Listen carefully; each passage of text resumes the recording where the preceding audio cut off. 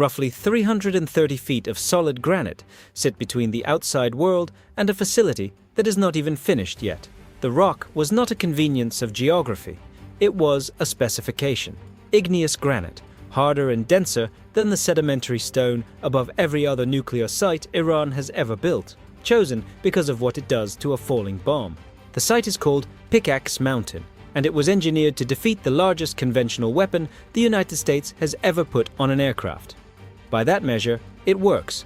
So why has it left Iran weaker than at any point in the history of its nuclear program? The answer has nothing to do with the rock. It has to do with a number inspectors could once verify down to 1/10 of a kilogram, and now cannot verify at all. The habit of building downward was settled in a single afternoon 45 years ago. On June 7, 1981, Israeli F-16s crossed into Iraqi airspace and destroyed the Osirak reactor before it ever went operational. Operation Opera, documented in detail by the Wilson Center and the National Security Archive. One strike package, one reactor. An entire nuclear program erased before it produced anything at all. For anyone following the news that summer, the raid looked like an ending. It was a beginning. Every government in the region drew the same conclusion, and the Jerusalem Post has traced the consequence ever since. A nuclear program that sits above ground is a target with a schedule. A program under rock is a negotiation. From 1981 forward, the regional answer to air superiority was depth, not dispersal, not air defense. Depth. If this is worth your time so far, a like helps more than you'd think. The United States drew its own conclusion, and it took a war to fund it. In 1991, with Desert Storm underway, American engineers needed something that could reach Iraqi command bunkers, sitting deeper than anything in the inventory could touch. The result was the GBU-58, built and fielded inside the war it was designed for, and the ancestor of every deep penetrator the United States flies today. Iran's turn came on July 2, 2020, when sabotage tore through the nuclear complex at Natanz, a facility above ground and therefore reachable. Ali Akbar Salehi promised that what came next would be built inside a mountain. Excavation at Pickaxe began after that attack, according to the Institute for Science and International Security. The mountain they chose was not chosen for its slope. The main chambers sit roughly 330 feet below the surface by the Institute's assessment reported through CNN. The Wall Street Journal has put the figure higher, between 330 and 440 feet. The James Martin Center estimated shallower in 2023, 260 to 330. Every one of those numbers is read off satellite imagery and excavated spoil, not off a blueprint. They agree on one thing.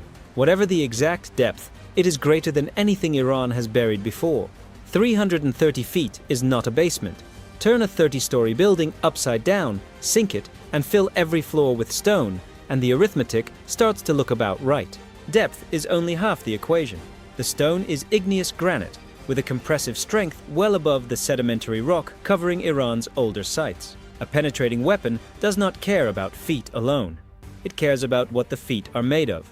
Granite is the difference between a bomb slowing down and a bomb stopping. And the facility is not finished. The Institute's analysts, reading that same imagery, assess that Pickaxe is still not operational. What the satellites can see is the surface, multiple tunnel entrances, and a footprint the analysts cannot agree on, roughly a third of a square mile by one count, more than a full square mile by another. Fordow is the ruler. Iran's nuclear insurance policy, revealed to the world in 2009 by Obama, Sarkozy, and Brown, sits about 260 to 300 feet down, under limestone and dolomite. Sedimentary rock, the soft kind.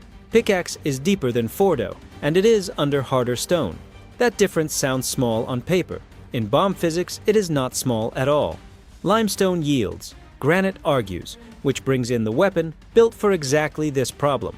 The GBU-57 Massive Ordnance Penetrator, or MOP, weighs 30,000 pounds, 15 tons, roughly a loaded tractor trailer, and runs about 20 feet from nose to tail. One aircraft in the world can carry it. The B-2 Spirit, 2 bombs per sortie. 30,000 pounds is not a bomb in the ordinary sense. It is a mass problem answered with mass, because the weapon has to survive the rock long enough to matter. How far it actually reaches is where this turns. Reporting in the Wall Street Journal, carried by INET, puts penetration at around 200 feet of hard rock. The published data on the GBU-57 and reporting by CBS put it lower, somewhere between 130 and 200 feet through concrete or rock. That spread is the difference between a destroyed facility and an intact one, and nobody outside a classified program can close it. On the night of Operation Midnight Hammer in June 2025, 7 B-2s flew 37 hours non-stop from Whiteman Air Force Base and released 14 MOPs, 12 into Fordow and 2 into Natanz, according to the Defense Security Monitor and Fox News. Other accounts, including Ynet and the Jewish Chronicle, describe all 14 stacked into the same craters. Every version agrees on the method. Not one bomb, but weapon after weapon driven into the same hole, each one digging for the one behind it. What no one agrees on, more than a year later, is how much of Fordow actually died down there. And Fordow was the shallower target, in the softer stone, and it absorbed nearly every weapon dropped that night. The arithmetic against Pickaxe is not close. Best case, the MOP reaches around 200 feet of hard rock. Pickaxe starts at 330 in granite and may go deeper. The largest conventional weapon in the American arsenal cannot reliably reach the bottom of that mountain, so the analysts stopped talking about destroying it. The National Security Journal and the War Zone describe a different kind of strike, one that never touches the chamber and instead collapses the entrances and traps whatever is inside. Trump described the same idea in blunter language: a shot right in the front door.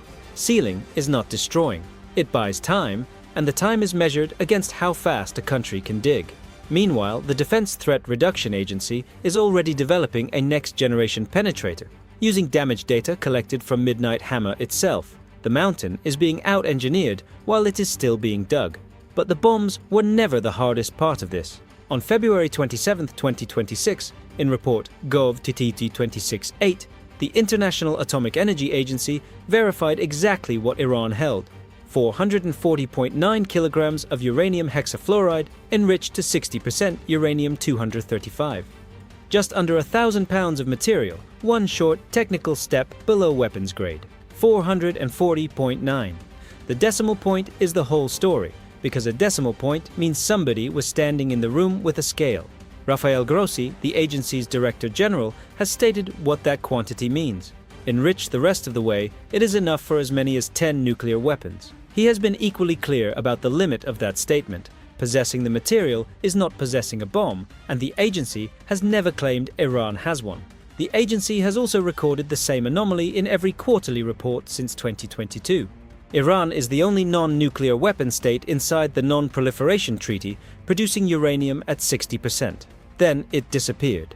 3 days before the first bombs fell in June 2025, satellites over Isfahan photographed 18 blue transport casks riding flatbed trucks into the tunnel complex. June 9, 2025, documented by the Bulletin of the Atomic Scientists. The bulletin's assessment is that Iran moved much of the 60% stockpile underground before the strikes began, potentially all of it. That is an estimate built from overhead imagery, not from a manifest, and it carries the weight of one. Nothing has been counted since. The last verified figure in the most closely watched nuclear file on Earth is now more than a year old, and it describes material nobody can point to. In its quarterly report of June 4, 2026, the IAEA stated that it could not establish the current size, composition, or whereabouts of the stockpile of enriched uranium in Iran. Grossi's personal read is that much of it is likely still at Isfahan, and he has spoken of a bit more than 200 kilograms, while stressing that the number is an estimate his inspectors cannot verify. All of it could be settled by moving the material out of the country. In May 2026, Reuters reported, citing 2 Iranian sources who spoke on condition of anonymity, that Mojtaba Khamenei, who became supreme leader after the death of Ali Khamenei on February 28, 2026, had ordered that the enriched uranium not leave Iran. 2 anonymous sources inside a country at war is thin evidence, and it deserves that label. What is not in dispute is what Washington and Jerusalem want. Both Trump and Netanyahu have made removal of the material a condition of any peace agreement. Tehran's reasoning, as reported, runs the other direction. Shipping the stockpile abroad would leave it more exposed to the next round of strikes, not less. That war began on February 28, 2026, with American and Israeli strikes and the death of Ali Khamenei. By July of 2026, Trump had named the next target out loud. "We're going to take out Pickaxe Mountain. Tell the Iranians to be ready." Tehran answered that any attack on its nuclear facilities would be treated as an expansion of the war, a statement from a government in the middle of one, which is exactly how it should be read. Two governments locked into the same position from opposite sides, one that cannot verify, one that cannot reach. And through July 2026, Pickaxe Mountain has still not been struck. Fordow has, Natanz has, Isfahan has. At Pickaxe, the Institute's imagery shows one destroyed vehicle sitting on a pile of rubble. That is not restraint, it is arithmetic. The mountain and the missing stockpile are not two stories. They are one decision executed twice. Iran chose to keep the most valuable material it owns, and to put it somewhere no one can see it. Every foot of granite that protects that material also advertises what it is worth. Every month the IAEA cannot account for it is another month in which the argument for striking makes itself. The engineering worked perfectly, and the perfection is what closed the door. A vault no inspector can enter and no bomb can reach is not a hiding place. It is a standing accusation. From here, Iran has three ways out, and all three are worse than standing still. It can send the material abroad, which its supreme leader has forbidden. It can leave it underground and wait, which is a bet that American penetrator technology stops improving at the exact moment the Defense Threat Reduction Agency is accelerating it because of this mountain. Or it can blend the 60% stockpile back down to something harmless, which requires IAEA inspectors on site to verify the work. And inspector access is precisely what Iran has refused. There is no fourth door. Every road left to Tehran runs back through the same mountain. Where that leads is genuinely contested. Analysts writing in the National Security Journal and the War Zone split two ways. One reading is the defender's dilemma: fortification. This extreme makes a strike more likely rather than less, because an unverifiable vault becomes a permanent justification for the next attack. The other is that depth still does its job, that any strike could only seal the entrances, that Iran keeps digging regardless, and that every month the mountain holds is a month purchased, which leaves one sentence: Iran cannot dig its way out from under. The mountain built to make Iran untouchable is the reason the pressure on Iran will never lift, and pressure that cannot reach the rock goes looking for something it can. It is already moving, off the mountains and onto the water, toward the strait where Iran's ports and the United States Navy have become the same problem.